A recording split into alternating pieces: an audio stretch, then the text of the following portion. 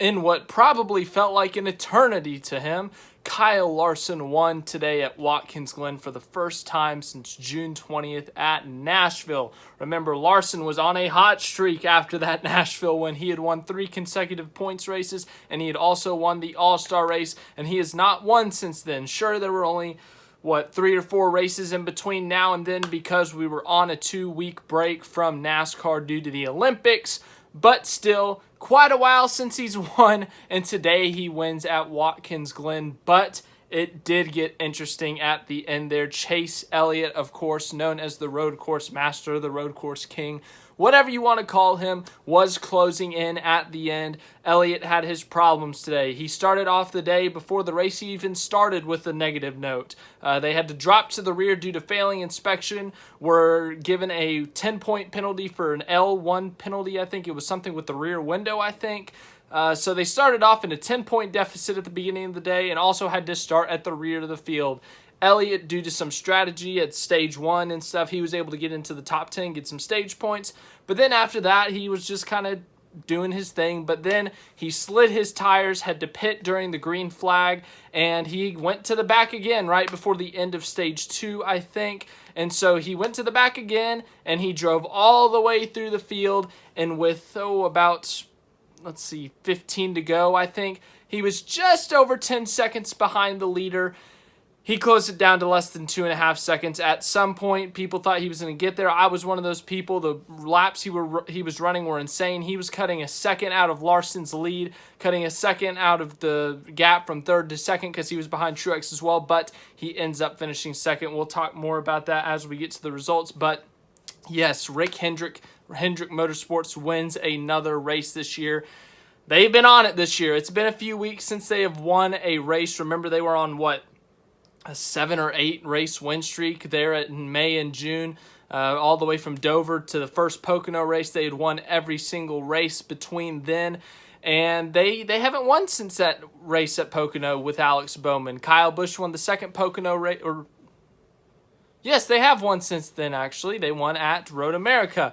But still, outside of that, they haven't been showing as much speed as they were during those weeks. They haven't been dominating races, leading a ton of laps, winning a bunch of stages. Today, they didn't dominate this race by any... They didn't really dominate this race in any sense, but Larson ended up being there in the top 3 most of the day. He was up front competing for the lead most of the day. Byron, Bowman, and Elliott were all in the top... Byron and Bowman were in the top 10 most of the day, and then Elliott was able to rally from his issues to get a runner-up finish. So Hendrick Motorsports looked really good today.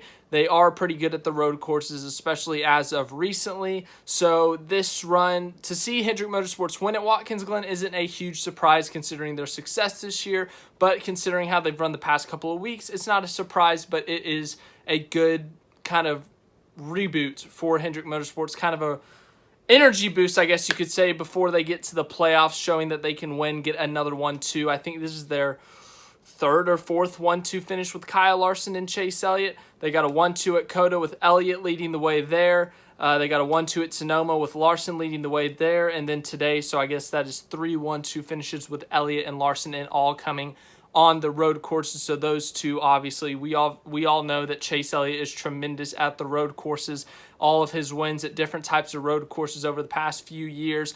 But Larson, he had never won at a road course prior to joining Hendrick Motorsports. He had struggled at times at certain road courses, but Watkins Glen was the one that he had done better on. Sonoma was never really his strength, but Watkins Glen, he had some good runs. He's had some top 10s. In 2016, he was running in the top 5, actually, before a last lap crash. So he has had some good runs at Watkins Glen more than Sonoma. So coming into today, I wouldn't have been shocked if he won, but he did win, and I'm as I said, I'm just not shocked, but it is impressive to see on another road course, to see him perform well on another road course and get himself another win. Brad Keselowski had some brake issues, so he spun out a few times. In fact, he spun out of the lead one time. Christopher Bell did get hit by Kyle Larson while battling for second place. So what happened basically is the top 3 cars, it was a tremendous battle between Truex, Christopher Bell, and Kyle Larson. They were all 3 right on each other, but just could not find a way. One guy could not get ahead of the other. And so one lap, Larson got a big run coming off of turn 7 down the front stretch, and Larson got to the inside, or was trying to get to the inside of Bell, but Bell threw an aggressive block, threw him all the way down to the inside pit wall, and Larson had to back out so that he didn't spin Bell. Bell was able to maintain second. Truex maintained the lead. Larson stayed in third. And then the next lap, Larson was able to get to the inside of Christopher Bell. And when they went down into turn one, Larson was all the way down on the curb in turn one, locked up his brakes or his front wheels just a bit, made contact with Christopher Bell. Christopher Bell went spinning. No significant damage to the 20 car. He was able to continue, and he ended up with a top 10. But you've got to think that's a disappointing end for Christopher Bell's day, considering that he was right there competing for the win, competing with his teammate, a road course expert, Martin Truex Jr., for the win. So disappointing result for them in terms of how it ended and how it could have been, I would say. But still a solid day for them. Let's talk about the results of this race, I guess. Kyle Larson gets his 5th win of the season, and he finally did it. He tied Denny Hamlin in the points lead. Larson, of course, when he went on that tear and won all those races, got all those top 2 finishes in a row, he closed the gap on Denny Hamlin for the regular season points lead. Of course, you get 15 extra playoff points if you do win the regular season title, and it looked like Hamlin was going to win it easily. He had over a 150-point lead or something. He was on a tear at the beginning of the year, but Larson went on his tear, and he closed the gap to under 10 points, and everyone thought, oh, Larson's going to get it easy.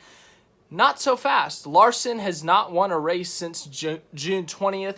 He hasn't run as consistent and as well as he did during that run, and Hamlin was doing a little bit better in that span, was actually able to pull the lead out to 13 points, able to maintain that regular season points lead. But after today, Larson outscored Hamlin in stage points and obviously scored the race win, and he is now tied with Denny Hamlin for the regular season points lead, and I think the tiebreaker would go to Larson based off of wins. So yeah, there you go. Larson finally does it. Obviously a significant win, 5 bonus points for the playoffs with the win, but also 15 for now the regular season title. But man, it would have been so fun to watch Hamlin and Larson battle it out for the championship, in the old format when there weren't the playoffs, just naturally see how it plays out. But, we don't get that, but I'm not going to complain about that today. Tremendous drive by Kyle Larson. Great job all day. Top 3 car.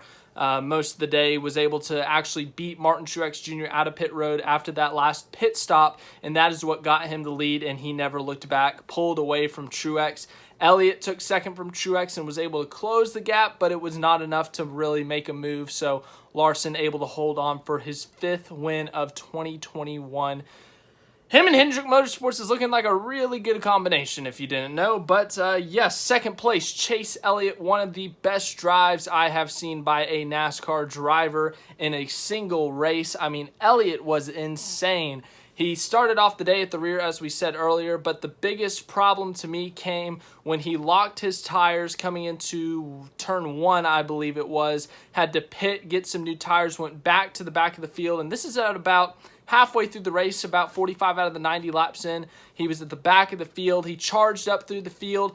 No weird strategies, no cautions that helped him out, but Chase Elliott was able to naturally make up so many positions, able to pit, get fresh tires, and he was able to come back and finish second in this race. And not only that, he was able to close the gap from when he was in 4th or 5th place with about 15 to go. He was able to close the gap from 10 seconds or more down to less than 2.5 seconds. He had it down under 2 seconds at one point, but lap traffic played a factor in that. And also, I mean, Elliott was running insane lap times. He was running 0.8 faster than the leader. Then he was running a second faster than the leader. I mean, he was just running insane lap times. I mean, I'm sure he was using up all of his tires, all of his brakes, everything he had. He was using it all, but could not quite get there. He battled Truex for second for a few laps, and that definitely slowed him down. That definitely held him up, and it might not have cost him because, after he got past Truex, even him and Larson were about even on lap times. I think Larson was kind of just saving, just kind of managing his lead,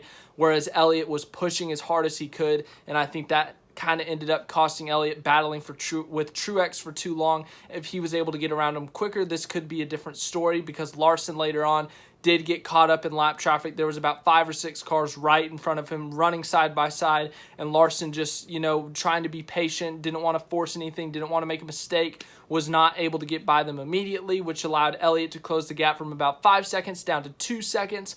But, of course, he was able to get by the lap traffic with about 2 to go. And then Elliott, of course, had to deal with that same traffic. So he ended up struggling a bit, and it ended up being a 2.5-second gap at the end there. But still, regardless of what you say, you can make all your Chase Elliott, Mickey Mouse jokes, whatever you want to say. That was a tremendous drive. That was very impressive to come from the back of the field twice.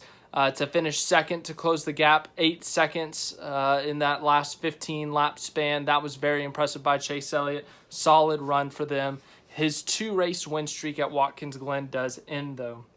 Third place, Martin Truex Jr., another driver who is really, really good at Watkins Glen. Really good at road courses. I mean, this is the same top 3 that we saw at Sonoma. These 3 guys are especially Elliott and Truex in the past few years, they've been amazing at these types of tracks. We've seen Elliott and Truex duke it out for wins here at Watkins Glen, and Elliott's come up on top the past couple of years, but Truex, prior to today, was the most recent winner at Watkins Glen, not named Chase Elliott. So, yeah, once again, a really good day for him. He led some laps. I think he won a stage, so got a playoff point out of that, had a really good points day, so good run for them. Fourth place, Kyle Busch, a really quiet day for him. Didn't hear much about him today, but he was up in the top 5. Ends up with a 4th place finish, a good solid run for them. 5th place, Denny Hamlin, up in the top 5 to 7 most of the day, I would say. Had a really good day today, but he does lose that potential 15-point addition to his playoff points. And if something chaotic does happen, there's still a chance that he can make the playoffs. He has to hope for a repeat winner next week or himself to win next week in order to lock himself into the playoffs. But if we get 3 wacky winners and Hamlin doesn't win the regular season title, then Denny Hamlin will miss the playoffs. I don't think that's going to happen, but you never know anymore. It's 2021. 6th place, William Byron. Good top 10 day for him. Good points day for him. 7th place, Christopher Bell. As I talked about earlier, he was in the top 3 for a good chunk of that 3rd stage prior to him spinning. Had to start at the rear just like Chase Elliott. Did the strategy game a little bit better. Didn't have to pit due to whatever I said, locking up his tires or anything. So he was able to be up at the front at the end. Competing for the lead, potentially competing for the race win, but then he made contact with Kyle Larson going into turn 1, spun around, and of course that cost him any chance at running for the race win. Ends up with a 7th place finish. A top 10 is a great result for them, obviously, or a solid result. Not a great result, but a solid result. But considering the possibility of a race win at Watkins Glen, I think they got to be disappointed with that. But we do have to talk about how good he is at the road courses. Christopher Bell won at the Daytona road course in February. He got 2nd place at Road America about a month ago, and today he was competing for the win and ends up with the 7th. He's really good at road courses. He's really underrated at road courses, and he is showing how good he is at road courses. I expect him to be running well next week at Indianapolis and down the road at the Roval. 8th place, Kevin Harvick. Usually he's not great at road courses, so a good day for him. 9th place, Chase Briscoe. Good top 10 run for him. He needed that. 2 SHR cars in the top 10. How about that? 10th place, Tyler Reddick extends that gap on his teammate Austin Dillon. The playoff bubble, I think Reddick's now like 15 points above the playoff. We'll talk about this tomorrow in a video, but Reddick now has a little bit bigger of a cushion over teammate Austin Dillon in terms of the points for that final playoff spot. But if we do get a new winner that is outside the playoff bubble, that would bump Reddick out. So he's got to hope that he wins or no new winners. So, but yeah, good day for him. Good points day for him. He got stage points. He ends up with a top 10. He needed that. 11th, Matt DiBenedetto. 12th, Ross Chastain. Those two both need wins to get in the playoffs. Anything else is a loss for them in terms of making the playoffs. They can't point their way in. They're both well out of the playoffs in terms of points, so they got to win. 13th, Kurt Busch. 14th, Ryan Blaney. 15th, Austin Dillon. Austin Dillon does fall behind his teammates, Tyler Reddick, as we said already, so he's going to need to do better. That's all I'm going to say. 16th, Eric Almirola. 17th, Chris Buescher. 18th, Cole Custer. All 4 SHR cars were in the top 18 today. Good for them. Good for them. 19th, Stenhouse. 20th, Alex Bowman. I thought Alex Bowman was up there in the top 10, but he was not. Wow, I was wrong there, but he was in the top 10 at some point today for some portion of the race, but ends up with the 20th. That's got to be a disappointing result for them. 21st, Michael McDowell. 22nd, Joey Logano. Won stage 1, led some laps early in this race. Was actually looking pretty solid early on in this race, but his teammate Brad Keselowski had brake issues and decided to not, like his brakes just decided to stop working going into turn 1. Keselowski spun the race car out, and in the process, he took out his teammate Joey Logano. Logano ends up with a 22nd place finish after that. 23rd, Bubba Wallace. 24th, Corey LaJoie. 25th, Ryan Newman. 26th, Anthony Alfredo. 27th, Eric Jones. 28th, Ryan Preece. 29th, Justin Haley. 30th, Kyle Tilley. 31st, Daniel Suarez had some mechanical issues. 32nd, Quinn Houff. 33rd, Josh Bilicki. 34th, R.C. Anderson. And then 35th, Brad Keselowski.